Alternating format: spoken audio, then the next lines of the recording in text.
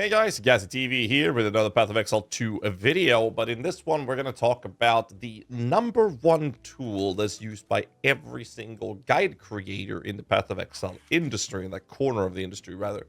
Essentially, Path of Building is what we're going to be talking about, also known as PoB2. There will be a link in the descriptions down below to how to download this program. There is one program for Path of Exile 1, and there is another one for Path of Exile 2, as you can see here up in the top left corner.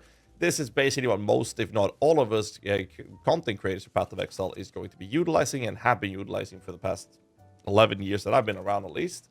And essentially, I do want to point out that this is not mandatory for Path of Exile 2. It kind of is for PoE 1 in my opinion, but for PoE 2 it is not mandatory. However, if you are looking to improve your character or min-max it, or if you decide to follow a guide, you will see Path of Building pop up basically everywhere. So the way Path of Building works is that you'll download the program from the links down below, made by our absolute OG man behind the scenes called Local Identity. And what you'll do is you'll have the availability to change your classes up here, which class you want to go. Let's make a new one. You do this. You can change, for example, I want to play a warrior. And then you could choose the ascendancy for that. If I choose Titan, you'll see how this Titan ascendancy circle now lights up. If I choose the Warbringer, this one lights up. And if I have none, they're both dark. So essentially, let's say I want to make a Titan Warrior. Then I can choose to spec into my ascendancy nodes in this case. Let's say I want to do the Titan Warrior that I've been playing. We would go for the hulking form, of course. And we would go for the extra life. You can see up in the top corner here, 6 out of 8. This is the amount of ascendancy nodes that we're specking, so we have 2 more to go for. We'll grab the extra armor, even though armor is kind of shit right now at the time of this recording at least. And then you have your character, and you can have auto selected here. So if I put in nodes like this, you'll see my character is now level 6. So that's how you can basically navigate what level of character you'll need to reach a certain amount of points that you put on the actual passive skill tree. And then you have a couple of other things, such as in the configuration menu up in the top left corner, you have quest rewards that gives you skill points. Some of them gives you extra resistances. You can choose the value Titans reward here, like charm charges gained, or you can put mana regen here from the Act 3, or you can put up the extra charm here, as well as chaos resistance, or all attributes, depending on what rewards you're choosing from in the actual campaign. There's a lot of things to go through, but I'll try to make this video mostly cover the generic basic stuff that you'll need to learn, which is mostly about how to import/export things, how to check your character stats, and also how to navigate the approach of seeing if an item that you want to buy is an upgrade or not for your character. So those are the most important things. So I'm going to go to an already finished Path of Building, which is my Frostmage. But instead of going in here, I will first show you how to import builds. So let's say you're following a build guide. In that video or in that written guide, you'll find a PoBB link. Now, if you open up this PoB link on your web browser, as you can see, like not everything here is actually shown. It's kind of broken. This will obviously be fixed in due time. But for now, what you'll do is you'll copy this link. You'll go to Path of Building, click on New, click on Import/Export Build, paste that link in here, and click Import. That's all you have to do. And that's also how you'd be exporting builds like this as well, by clicking on the Import Export. You click on the Generate button, make sure it's a PoBB link. That's what most people will be using. And then basically you click on Copy. And then you have this entire code in there. So Generate, and then you can click on the Share button to make it a short link, because if you click Generate and you click Copy, you're going to have a very long text. Okay, so don't do that. You click Generate, click Share with the PoBB link, then click Copy. Now your link is a very short one instead. So that's how you export it, and you would post that in here to click Import to import the entire character. Now you can see the baseline skill tree for this specific build, which in fact is a Frost Mage minion build that we made. And in here you'll see at the top left corner, or sorry, in the middle of the top, level 95 is the skill tree designed for. It is an Infernalist. You'll see the Infernalist Ascendancy node up here and what they're doing. And you have some gear stuff and whatnot. So that's what we're going to talk about. In the configuration, you'll see the choices that I've decided to do for the quest rewards for this specific character. Normally, there's a couple of rule of thumbs things that you need to keep in mind. Most people will be running if the enemy stats checked if the enemy is a boss. Normally, people don't do this on super higher endgame pinnacle bosses for Uber versions, but normally you want to see Guardian/Pinnacle. I'm not sure how they're going to change this in PoB2, but in PoE1, this is the general theme, because if I change this, the enemies, as you can see when I hover over this menu, that the enemy's defenses becomes lower, and that will inflate the DPS output.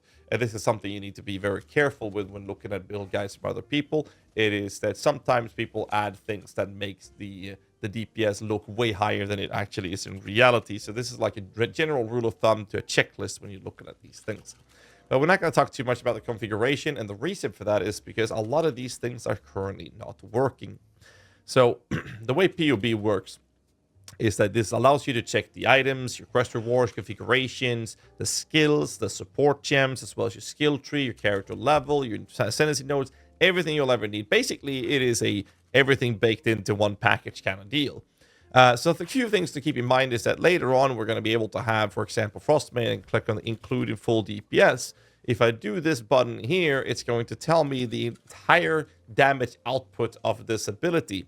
However, right now, it is showing skill Frostmage Ice Shard. I've set it to 12 minions, but it's not showing 12 minions. So there's a lot of things that are bugged at the time of this recording, so a lot of things are currently not working. Hopefully they will be fixing this, but I wanted to show you what this means and how you get this section here. You can even include the Infernal Hellhound to show the full DPS of now, both including the Infernal Hellhound and the Frost Mages on the bottom left corner. However, in this case, they're bugged, so we can't really do anything, as these things will actually do impact the DPS output of the Infernal Hound, which I then can go here and I can then check the approaches of these things, but it's not going to give as much information in the current version of PoE. But this is how you would actually see those things, and you can see the support gems. So the way I would do a skill is I would click new, and I would say, well, let's look for Frost Mages. I will then set the level of these Frost Mages and the quality of it, and then I will have to search for the support gems. Let's say I want Feeding Frenzy, and I'll do that, and it'll tell me that the minion is going to be doing 30% more damage, but also take 30% more damage dealt and take 20% more damage. Let's say I want to have Scatter Shot, then I add that. So this is how you basically set up your skills in PoE for the current time being. However, the most important part that I want to cover in this video, I want to keep this as short as I can and not rant on too much. The import we covered, the configuration we covered. Calculation tab is a very good one. So let me just add a, let's say we add a Raging, if I can spell, Raging Spirits. See if that actually works. In the calculation tab, there's a button here called Show Minion Stats, which will show you all the detailed information on whatever minion you have selected in the socket group. If I go to Raging Spirits, it'll tell me the life of a level 20 with 0 quality Raging Spirit. It's going to tell me the life that minion has, the resistance they have in my current gearing, the amount of damage it's going to be doing, but most importantly, the accuracy is there.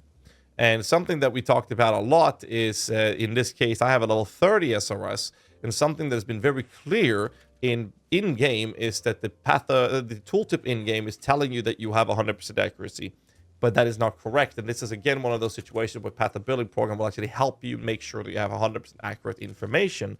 So, in this case, I can see that I have 78% accuracy. This is very important for attacking minions specifically, but also for other non-minion builds, which would make it attractive enough for me to spec into things like Fear of Death. And if I check the calculation on my accuracy, now my SRS have 95%, which in-game, I would never take this because it told me I had 100%, which is not accurate. I would even consider taking this one to get my minions having the extra dexterity, and as dexterity gives accuracy, now they actually have a 100% chance to hit. So in this specific scenario, I would actually have to spec those two nodes, and I would have to spec this one. So that's another way for you to navigate and double check certain statistics in the calculation tab for melee minions, as an example. A lot of this comes down to trial and error and playing around with the actual tool to get used to it. But what I want to talk about mostly is actually items. The item section is a little different and a little special. I'm going to show you a couple of things with this that is very useful for players. First and foremost, you can click on the craft item. Let's say I'm looking for a jewel. Let's say jewel, I'm looking for a sapphire jewel, and I'm looking for minion crit damage and say cast speed. You can click on create, and now I can add 2 prefixes and 2 suffixes. And let's say I search for crit. Doesn't exist as a prefix modifier for what we're looking for, but I can search for suffixes, and here I'll see that, oh shit, I can add minion crit strike chance. A little slidey here for how high that roll should be. let's say I want to have cast speed. I can get a 2 to 4% minion attack cast speed here. And now I see that that's the suffix modifiers. If I search for minion on the prefix, you can actually find jewels that have minion damage, as well as having minion attack cast speed, as well as minion crit. So this would be an insanely expensive, but most importantly, a very, very effective jewel. But this is how you can create items. Most importantly, however, is in-game, I believe you have advanced tooltip in one of these settings here, if I can find it. Let's see if we can find it at all. Advanced tooltips. Not sure if they actually have that included. What you'll do is you can hover over an item in-game. Let's say this one right there. And then literally do a copy pasta. Control C whilst hovering over the item. Tab back into Path of Building in this menu with items and click Control V. Now this exact item, as you can see here, if I can do it this way. As you can see, that Plague Essence Sapphire is the exact same one that you'll find right there. That's the thumbnail right there, boys. So that's how you can copy items in. And why is this very important? Well, right now, Spirit Reservation is bugged at the time of this recording. There's a lot of bugs in the PoE to make us not able to really navigate perfection on this right now. But I wanted to make this video to help people navigate once it finally does. So what you can do is copy items in. So let's say that this is my character stats. It's obviously not accurate, but I would be able to be in a position where I can navigate those things. And if I look in game and I go to my stash and say, well, maybe I'm interested in buying some, equipping something like, actually I think I have it over here. Let's say I want to equip this armor instead of the one I have. So the armor on the left is the one in my stash. This has 51 spirit, whilst the armor on the right, which is the one I'm using, has 45 spirit. Now, I will get a lot less energy shield. I will also alter some of my resistance stats with this, and I'll get some intelligence. I can Control C over this item, and then what I can do after that is basically just tab back into PoE, and I can copy this in. And what the game will, or sorry, the PoE will tell me is basically telling me that if I replace the current one, this is what's going to happen to my actual stats of my character. It'll tell me how much resistance I will lose, how much energy shield I will benefit or lose in this case, and how much intelligence, in energy shield, and this is the intelligence loss. It's going to tell me how much of my effective HP is going to go down or up. So a lot of these things is going to happen. It's also going to tell me that I will get 6 plus the total spirit. So this is an effective way for people to navigate if an item that you're about to equip is going to be an upgrade or not for your character, and exactly how much rest. So if I click add to build and I replace that chest, I can now see that shit, my fire rest is only 54% right now, but I'm super overcapped in lightning rest, so maybe we can adjust some of the other gear pieces to accommodate and make that happen. Now, obviously, I'm not going to because the energy shield is very bad. And this will now show up in my item list as an unused item that I can either remove or replace. I don't like having unused items in my list unless they serve a purpose, so I'll click and delete unused. So in this specific example, we also have a few other things that you can do, and that is if I go to trade. So let's say I will search for a body armor that should be an improvement. Let's say we go for spirit as an example. I would like to have 45 spirit. I'd like to have an energy shield at 600 plus, and I would like to have at least 60 plus of elemental resistances, or even including a chaos resistance roll, and I can do this search. And this is now going to show me armors that have 600 or more energy shield with 60 or more resistances and with 46 spirit. We can even do this even crazier and say, well, I'm going to want 90% in this. That's going to cost a lot of currency. But this is now showing me ridiculously good body armors, which are very expensive. Now, in this case, I can click on the button here, filter by item stats. Once the trade site has been properly updated, there will be another button here. And this exists in Path of Exile 1. So I'm just going to do a quick search of any item in here, and I'll show you how that looks, just so you can know what to look for. So if I search for any body armor in PoE 1, for example, that button right there, the little square with a plus, copy item. That is literally doing the whole copy pasta. So if I do it on this rare item here, I click on this, it'll tell me down the bottom right that the item has been copied. I go to PoE and I click Control V, and it should be adding it here. Now, it's not going to work because this is a PoE 1 item versus PoE 2, but this is something we'll see in PoE 2 as well. However, what you can do is just click on the craft item. This is an expert altar robe, so I can go for body armor, expert altar robe, create, and then you can check the runes. Okay, this one has the iron rune, so in this case we can add those modifiers if you want to, and then we can add we only have 2 because it's not corrupted, and then you can add these specific modifiers in the list like energy shield, and basically create the item by looking at the stats from the trade and then add them to the build. And that way you can navigate and decide, is this an upgrade for my character or not, before you buy the item and waste your money, in case it's not going to be worth the money invested. So that's a very, very important tool, in my opinion, for learning Path of Building. But again, there's a lot to this. I don't want to yap too much in this video, but that is the basics of how to do it and how to navigate the current state of Path of Building. I might make another video on this once they do some other updates to actually make some of these things work, like the DPS, like I mentioned earlier. We don't see the full DPS. It's currently not accurately displayed, but this is the general theme that you'll be seeing. And all the information I provided you with right now is the baseline you'll need to understand when you're importing POBB links from other guide creators or guide creators in general, like myself. There's one little thing I want to wrap this up with, and that is if you hover over a modifier such as Zealot's Oath, it'll say excess life recovery from regeneration is applied to energy shield, and it also says energy shield does not recharge. It's colored blue.